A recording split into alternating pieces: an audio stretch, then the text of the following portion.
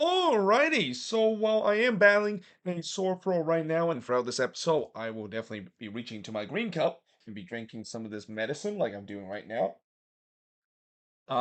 Show must go on in terms of finishing the review of match week number 2, where we're gonna look at the last 6 games, and just like what we saw in the first 8 games, there were definitely some surprises in terms of these games, and the road team seems to get the better of the home team, at least in most of these games. But that's not the case, at least in the first game that we're gonna talk about, which is St. Louis and NYCFC. And in fact, if I'm not mistaken, I think they're the only team out of this review that actually got a win at home, because this was not a home win. This was not a home win. This was definitely not a home win. And then the other two board also feature teams that did not win at home whatsoever. But for NYCFC, yeah, this is definitely concerning. Now, in the first half, Pompeo would hit it wide from close range before the post would deny Pompeo from 18 yards down the 7 minute, as I thought St. Louis was on the front foot, and they were doing a good job in terms of the press. NYCFC was having a lot of problem in terms of trying to get out of the St. Louis press, and that's not a surprise. A lot of team has that problem when they face St. Louis.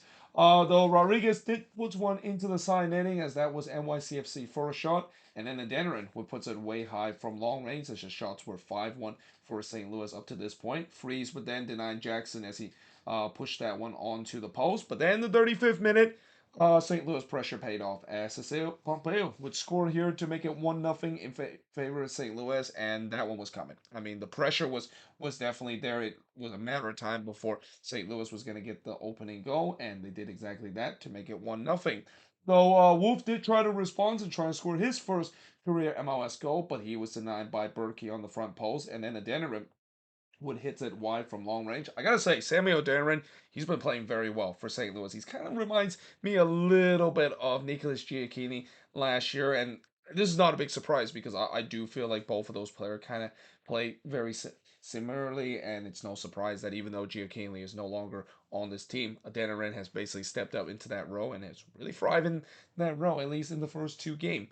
But we do head to halftime with St. Louis leading 1-0, and in the second half, Markanich would hit high from long range, and it was really more of the same in the second half. I mean, St. Louis continued to dominate this game. NYCFC was having a lot of problem in terms of creating chances.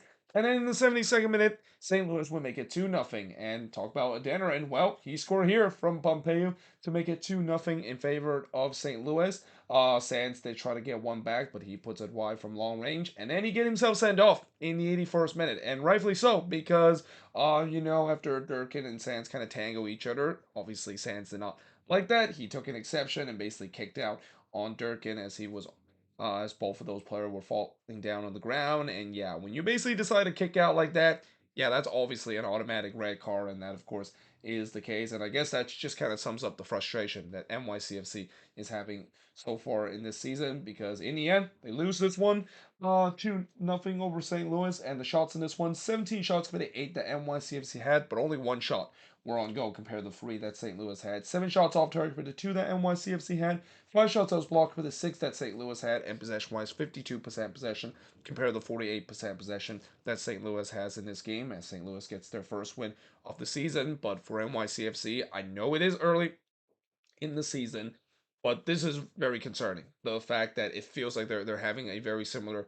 type of last season. And while last season, at least Nick Cushing has the excuse, the fact that, well, he didn't really have the players and the roster to work with. He pretty much have no excuse with the way that this roster was rebuilt. And I get that maybe with this rebuild roster and with these new guys are still trying to gel. And we have seen before where when you decide to have so much turnover, it does take time for these guys to gel and put in the chemistry. But in these first 2 games, that has not it didn't look like they made any progress whatsoever. And that I've said in the beginning of the season before, Nick Cushing, he could be under a very hot seat. And in these upcoming weeks, when I maybe do a video talk about who is going to be the first head coach to be fired, don't be surprised Nick Cushing might be on the top of the list, because I've been hearing a lot of NYCFC fans have been demanding Cushing to be fired after this game.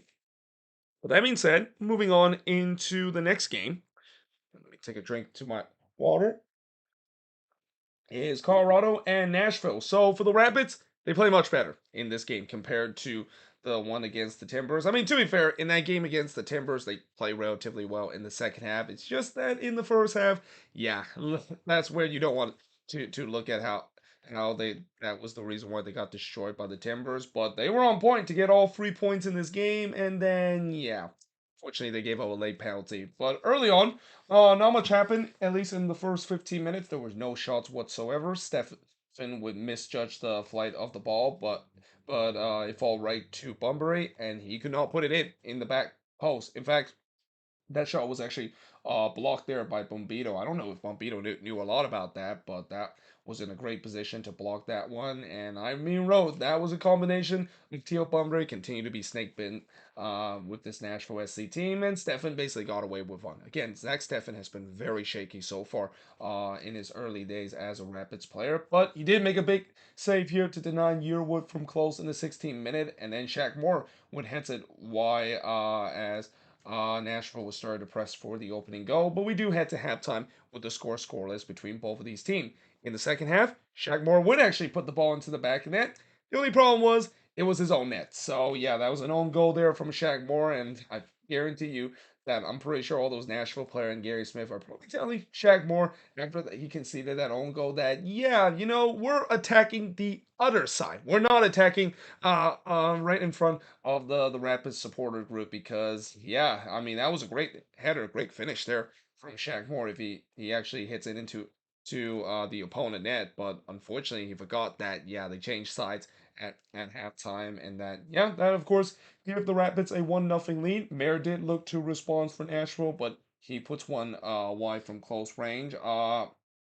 Then I thought there was not really much happen in this game as well as it kind of become a bit stop and go. Though in the 61st minute, Navarro Kunto poked it into the back post, and then Bassett would hit one right to Willis as Colorado for the first time tonight. I thought they had a bit of sustained pressure in trying to get another goal here. Then there was a bad back pass there from Nashville, and Darren Yappy was able to intercept this one, and he was trying to toe poke it into the empty net, but unfortunately he didn't really put too much power into it, and Steres was there to clear that one off the line. And I wrote both goalkeepers have now got away with a horrendous mistake because again this was a back pass here, but you could argue maybe Joe Willis could have done a little bit better there in terms of it. But yeah, Yappy did a good job in terms of intercepted, and Nashville is very lucky. The fact that Yappy, just like Teal Bunbury, is kind of being snake bit as as the case for the past year or so. But in the 82nd minute, Bassett would flash one wide from close range before Willis denied Fernandez from close range in the 83rd minute as Colorado was looking to put this one away. But then, how many times we've said, when you don't put the game away, it's going to come back to haunt you. And it haunt the Rapids in the 89th minute as a penalty was given to Nashville as VAR deemed that Lewis handballed that one in the box. So here comes Steele Bumber. He steps up to take the penalty. And I got to say, I didn't have a lot of confidence that he was going to bury that one because he must be low and confident in front of goal. But give him some credit. He buries that one to tie the game up at one apiece, and that would be the final score of this game. As the shots in this one, 7 shots for both of these teams, 3 shots on goal for the 2 that the Rapids had, 4 shots off target for the 3 that the Rapids had, 2 shots that was blocked for the 1 that Nashville has, and possession-wise, 52% possession compared to the 48% possession that Nashville has in this game. And I'm also not going to lie, of all the games I've seen so far in this early season MLS, this one might be one of the dullest one, and it's not a big surprise considering that Nashville, still do not have Mukhtar and Surridge. Their attack is still pretty much crippled because of those 2 injuries, and Colorado, of course, they still don't have that lethal goal scorer, even though they have the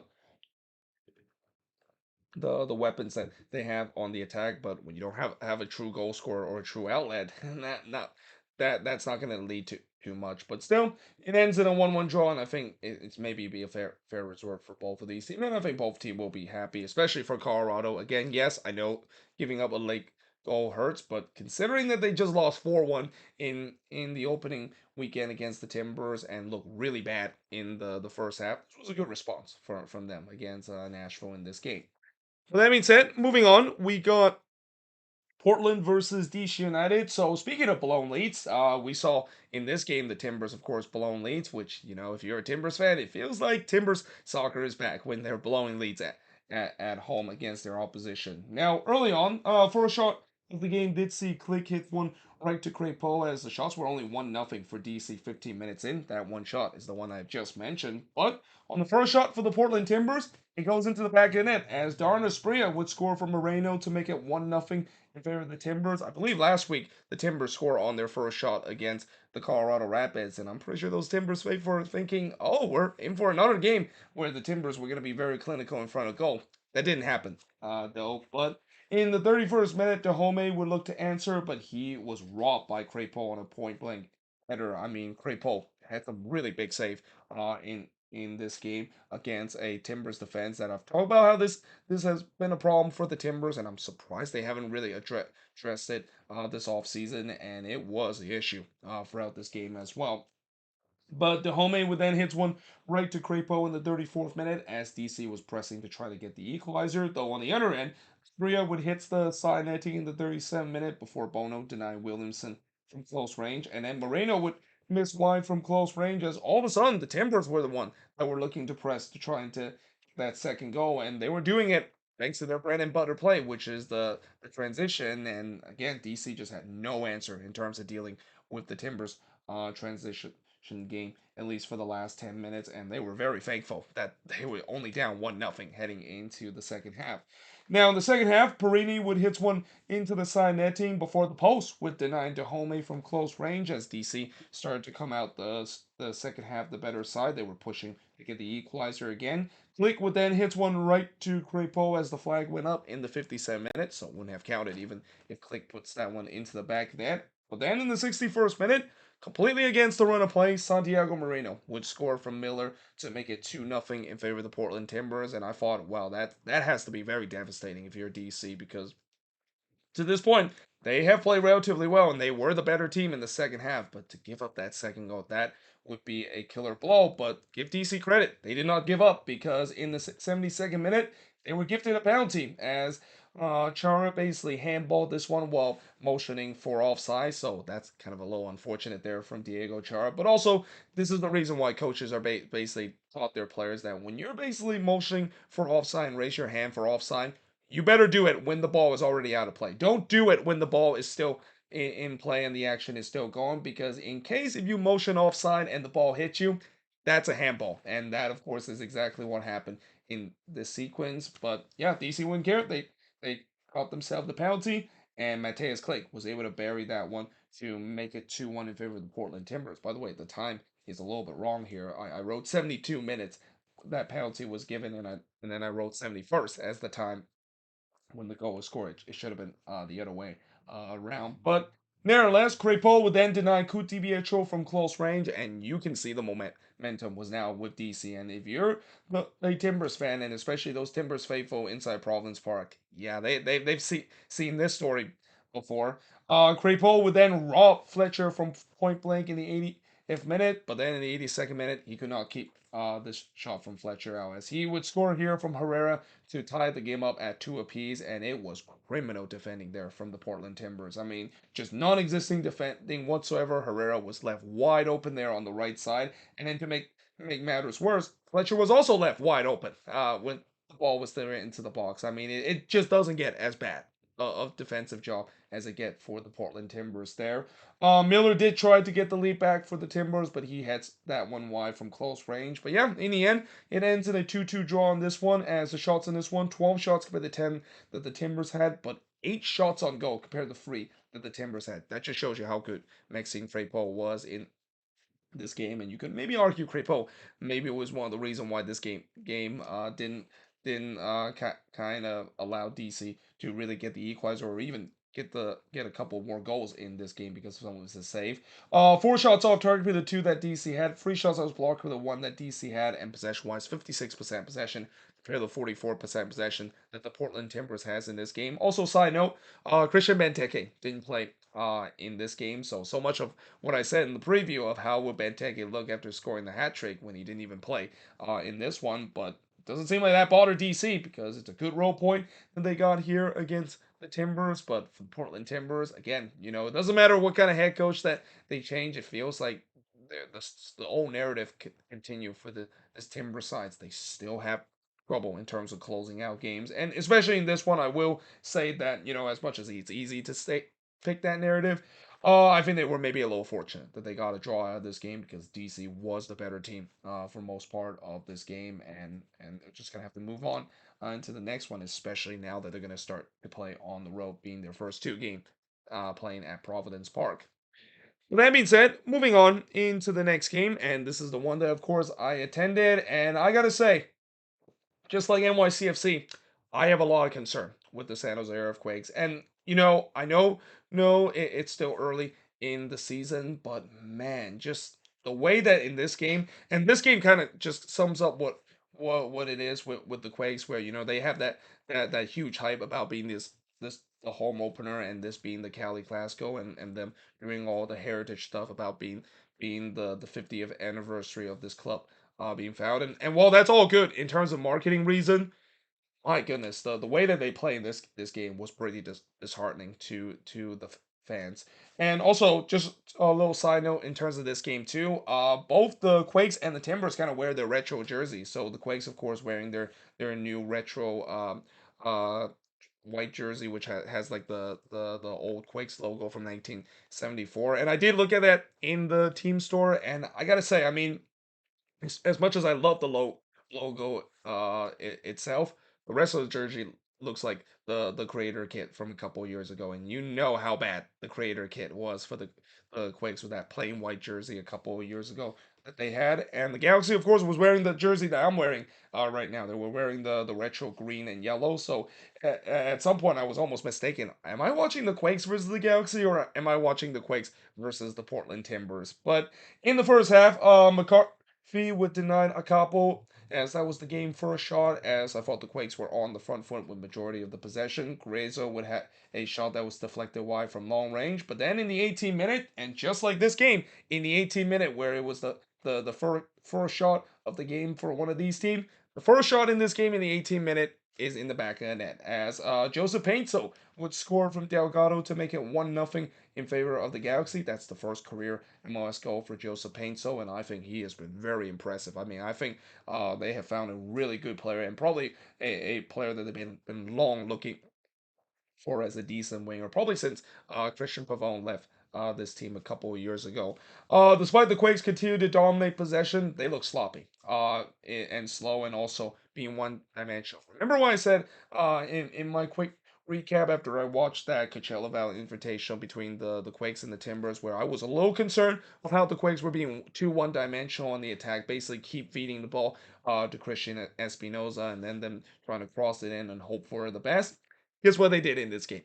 They did exactly that as well. And also, not to mention the midfield, just so sloppy. Like the touches were sloppy, the passing was sloppy, and that it was no surprise that, despite the fact the Quakes dominated possession, they really couldn't do much with the possession. And even though the shots were 5-1 in favor of the Quakes, the shots were only one a goal apiece for both of these teams. And that one shot on goal ends up into the back of the net for the LA Galaxy. In fact, the second shot of the game and the second shot on goal for the Galaxy also went into the back of net, as Dejan Joveljic would score from Pinto to make it 2-0 in favor of the Galaxy, and that was just a great counter attack there for the Galaxy, and completely caught the Quakes off guard because of that. But yeah, that made it 2-0 in favor of the Galaxy in this Cali Clasico. And hey, in the second half, I'm thinking, well, surely Luchi Gonzalez has to round out the team, because this is the Cali Clasico opener, and the fact that they look so flat in the first half, you would expect that nope.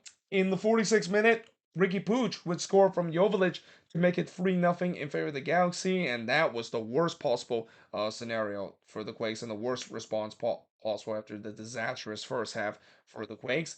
And then Painso looked like he was going to make it number 4, but he was denied by Daniel in the 48th minute. And again, the Quakes are just getting killed on the transition. Every time when the Galaxy hit on the break, they look so threatening on the attack. And not to mention, speaking of the attack on the other end, it was so slow. It was still slow. It was still methodical, and at times looked clueless.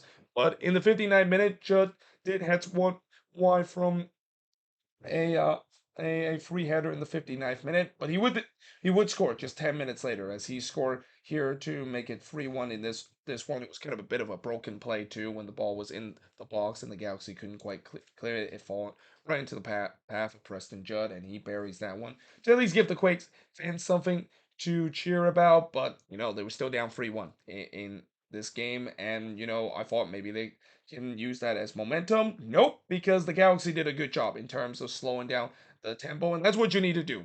I know you're up 3-0 in the game, but if you gave up a goal and you gave up another one, all of a sudden this can get really dicey. And the Galaxy did a good job in terms of let's slow down the tempo. Let's not allow the Quakes to have most of the possession. Judd then looked for another one, or not Judd, it's Judd looked to try to get another one, but he pretty much smashed one all the way to Santa Cruz. And then on the other end, Daniel would deny Peck from close range before there was a shout for a penalty for the Quakes not giving in the 90th minute. By the way, you notice I didn't write too much notes near the end because I kind of stopped not really paying too much attention to this game. And you're thinking, how in the world is that possible when I'm actually attending a game? Well, it's because, I do at times during games not only paying attention to the game in person, but also trying to keep an eye on another game on my iPhone because after all, despite the fact that I'm attending a game, I'm still gonna have to try to keep up with another game and trying to watch as much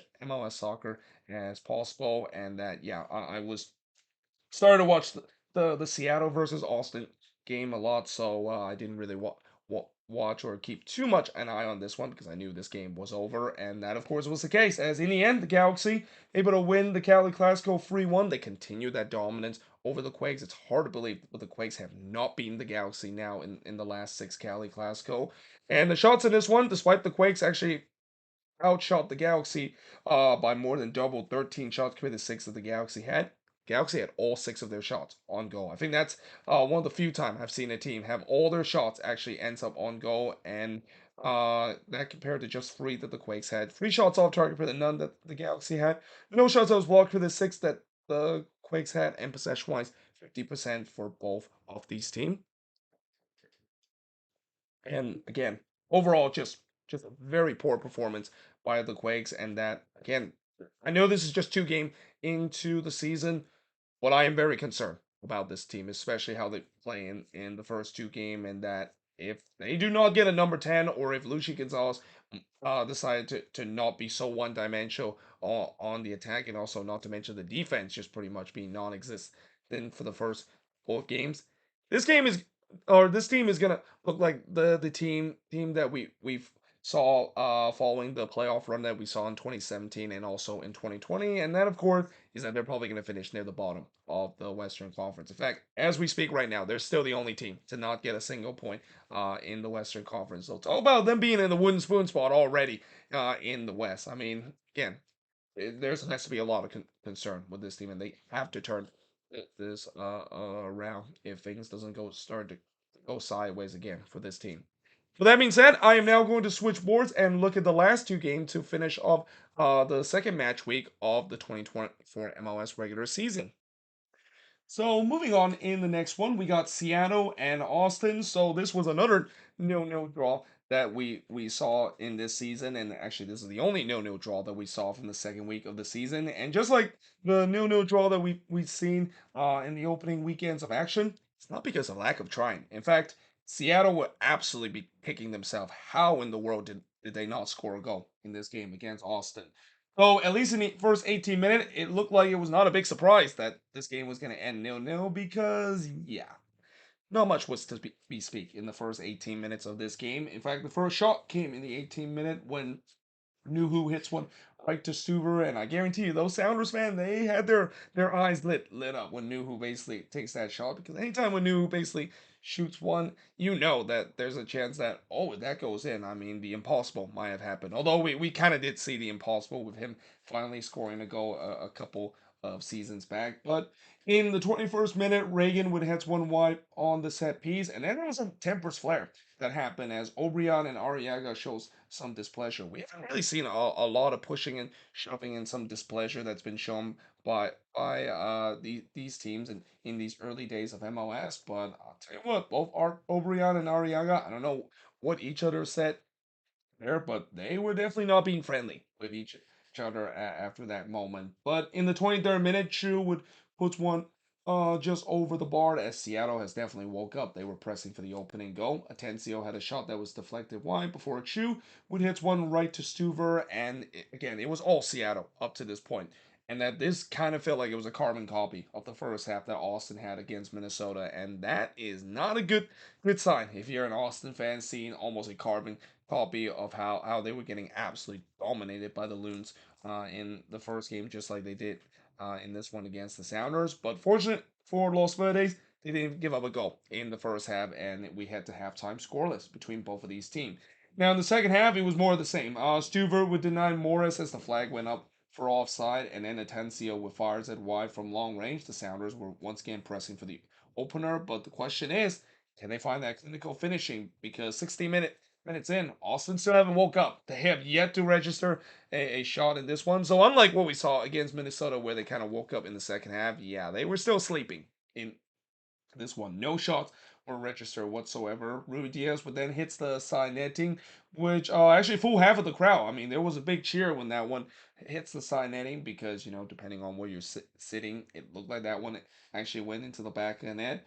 Vargas then puts it wide from long range before Morris would hits it wide from close. The shots were now 14-0 in favor of Seattle. So yeah, Austin still have not registered a shot up to that point. So it's only fitting that after I wrote that they haven't registered a shot, or at least put big zero next to their name, they would register for their first shot in the 74th minute. And it wasn't anything spectacular. It was Valencia hitting one right to Thomas.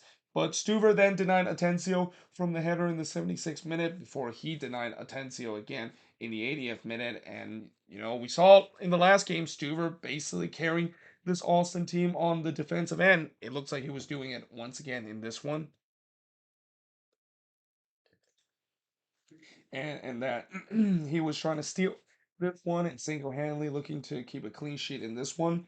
And then the post would deny Rui Diaz on the volley in the second minute of stoppage time, and this is when I knew that it was just not going to be the night for the Sounders. It's just going to be one of those days where no matter what they tried, the ball just doesn't not want to go into the back of net. In the 4 minute stoppage time, Rui Diaz would have a shot that was deflected and goes wide, and then on only their second shot of the game, and ironically the last shot of the game.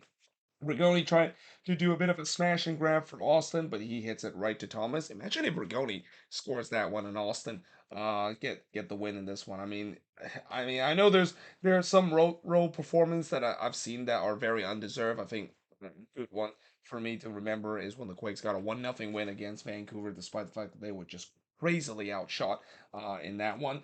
It feels like that was going to be the case in this game, and of all players to do it, it has to be Emmanuel Rigoni, the one that potentially get the smash and grab. But obviously it didn't happen. As in the end, it ends in a 0-0 draw in this game. And the shots in this one, I mean, my lord. 20 free shots compared to just two that Austin had. One shot on goal compared to four that Seattle has. So there's the problem. Again, they have 20 free shots in this one.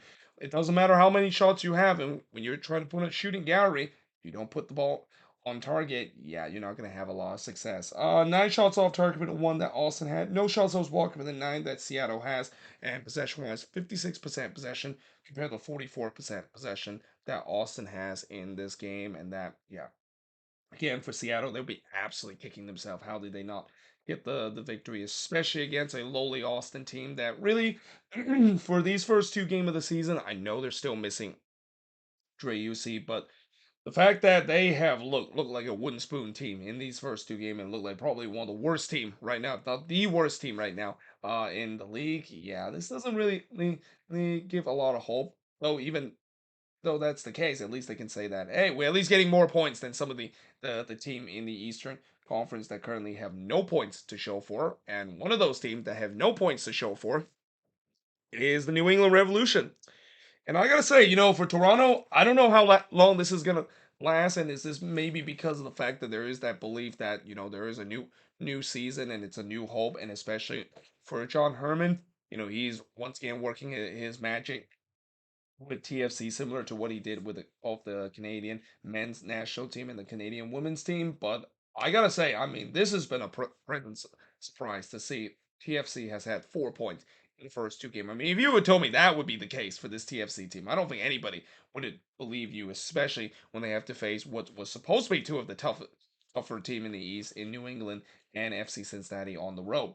Now, early on, Insigne would puts it wide from long range before Owusu would miss the header from close range. And just like the last game, TFC, they started well on the row and they were looking to try to get the opening goal. Though on the other end, Johnson would deny Ismail from close range. I gotta say, Sean Johnson, it looks like he's back to his NYCFC form, and that's definitely great news for TFC because that's kind of the whole reason why they decided to buy him in the first place. I mean, when Sean Johnson was with NYCFC, especially during that year when they won MLS Cup, he was probably one of the probably the best goalkeeper in the league and a guy that I'm kind of surprised he didn't even get a chance to be the starting goalkeeper or even maybe in contention to be the starting goalkeeper in that 2022 World Cup the US had in Qatar. But in the 24th minute, Shankalai would hit it wide from close range. So Shankalai was the one that plays that number 9 spot that I basically wrote as a key points in my preview, and that's kind of weird to put him in the number 9 position and at least put him as a false 9 because yeah, he's not a false 9, and you can see he wasn't really that effective throughout the game.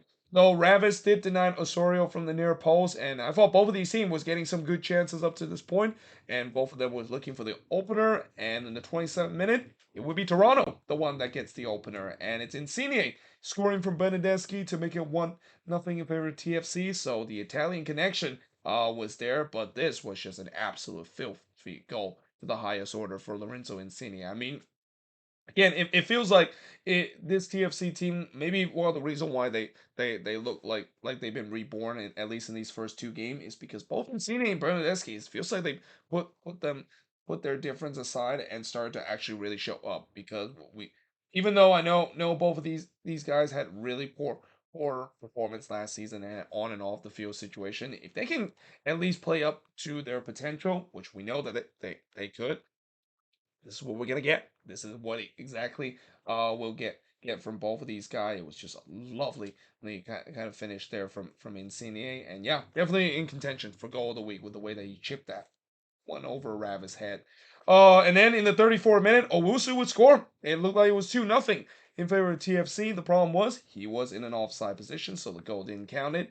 And then Benedeschi would put it over from long range, but I wrote, who is this Toronto FC team? And I'm pretty sure all the Reds fans are basically asking the same question because they don't look like a team that is probably going to finish a wooden spoon and look like a team that, as I mentioned, look reborn under John Herman, at least in these first two games. But we do head to halftime with TFC leading 1-0. And in the second half, this is when New England started to realize that, yeah, we got to wake up in this game. Buckwood puts it wide from long range in the 54th minute. Not much really happened to start the second half, which I thought that favored Toronto because, as long as you pin your opposition down, not allowing a lot of chances, you have a chance to get all 3 points on the road. Though, in the 64th minute, Johnson would rob Mark Anthony K as the flag went up for offside. So Mark Anthony K had a chance to score against his former team, but unfortunately, not only he was robbed by Johnson here, but the flag went up for offside, so that one wouldn't even count it if Mark Anthony K puts it into the back of the net. There was a shout for a penalty not given to New England, and the turnover started to become a problem again for TFC. I mean, as much as they played so well in the first half, the second half we kind of saw a little bit of that bad TFC team that we saw last season, which is a team that at times just keep turning the ball over and over again in their own half. New England, of course, again pushing for the equalizer. Johnson would then tip heel curler over the bar before the post would deny Osorio from long range. And then on the other end, Johnson would deny Ismir from close range. And I thought TFC was starting to go ultra defensive. And I thought that this was not going to go well for them. And that, I've talked about before, when you're the road team and you decided to go ultra defensive and decided to go what I call row heat mode, yeah, things are probably not going to go so well for your team because they started to give up a lot of possession and give New England a lot of chances to tie the game up. Romney would then hits one onto the roof of the net before Nacho Hill hits one right to Johnson in the 80th minute. Polster then puts it high from long range in the 87th minute, and then Johnson would just absolutely raw Polster, who basically unleash a big volley shot in the front post, but somehow Johnson able to get down on his feet in time to save that one. And there was no doubt that Toronto was holding on for dear life. Like, with the amount of chances they were giving up, you were thinking it was a matter of time before the refs does get the equalizer.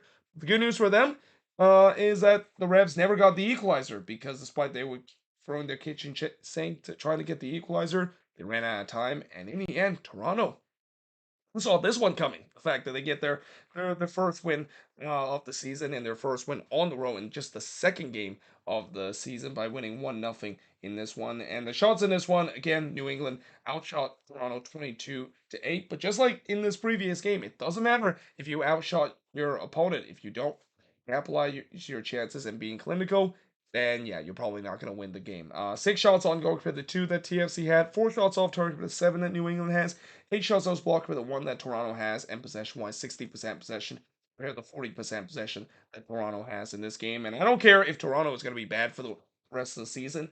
The fact that they're playing well under John Herman and at least give some hope for their fans, when it looked like there was just basically no hope whatsoever in the beginning of the season, and it feels like this is just the beginning of a gruesome, deep rebuild that they have to encounter. I think TFC fans will absolutely take it. But I don't know about New England fans, though. I mean, Revs fan, they are just like Seattle fans are probably kicking themselves. How did they not at least get a point out of this game? And what's worse is that, unlike Seattle, where at least they got a point out of this game, they didn't get anything out of this game whatsoever. And it feels like this is kind of similar to what we saw a couple of years when they were in the CONCACAF Champions League. At least that's what it used to call before. It's now called the CONCACAF Champions Cup, where they're struggling to balance both competition, and they're probably going to have to continue to do so, because they got to prepare for the first leg against a really good Ale Hulunse side in the quarterfinal, in a game where, if there is the strongest team left that is not in Liga MX, in the CONCACAF region, it's going to be Ale Hulunse that New England is about to face. But there we have it. That is pretty much it in terms of looking at all of these games to finish up the review for match week number 2. As always, let me know in the comments below, what do you think of these games on this board, and also the 4 other on the other board. But until then, hope you guys enjoyed this video. If you do, make sure you guys leave a like, smash the subscribe button, and yeah, I of course will see you guys next time.